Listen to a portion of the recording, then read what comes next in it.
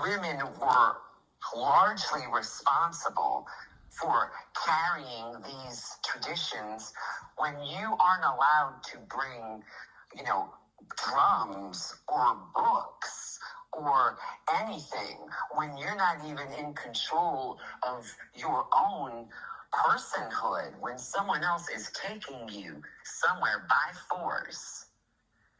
You don't have any of your belongings. You don't have anything around you. So all you have is what you're carrying inside. I didn't know why. I didn't know what was going on. And, oh God, these ceremonies that we used to do in the swamp were honestly some of the most powerful. I mean, spirits would just come out like of the trees and stuff. It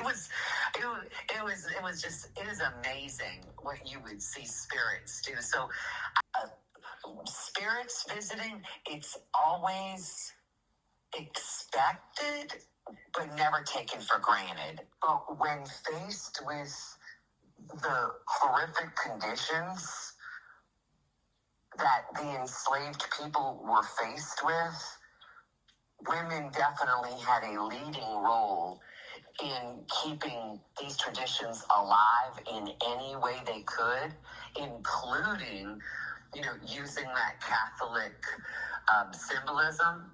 And in New Orleans, we do focus on the powerful women, Melvina Latour, Marie Laveau.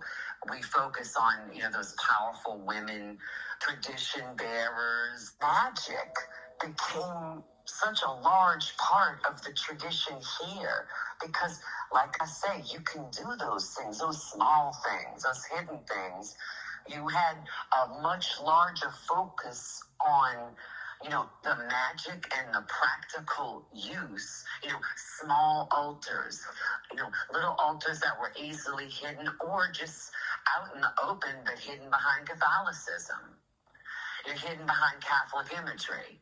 Anybody that believes in their own power is afraid of everything. I can tell you there's things that we simply don't mess with because we're not interested, and we think it may be, foolish and just no reason to do it.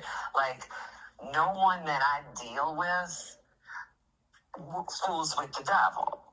So there are spirits, most certainly, that can come across, I would say, as more aggressive than others and require a lot more experience.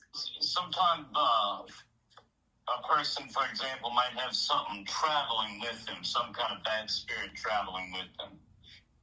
And, we have certain ceremonies that we do to get rid of those bad spirits. It's like people need to realize that magic is real, but you are a part of it. I got a fork in my hands. I could use it to pick up a delicious bite of jambalaya, or I can stab somebody in the eye with it. Yes. Magic works both ways. If you believe that magic can do good, sorry, but that means you also believe that it can do harm. So magic is a tool. It is not inherently good. It is not inherently evil. And that is the thing that I want you to know and remember. Magic is its own thing.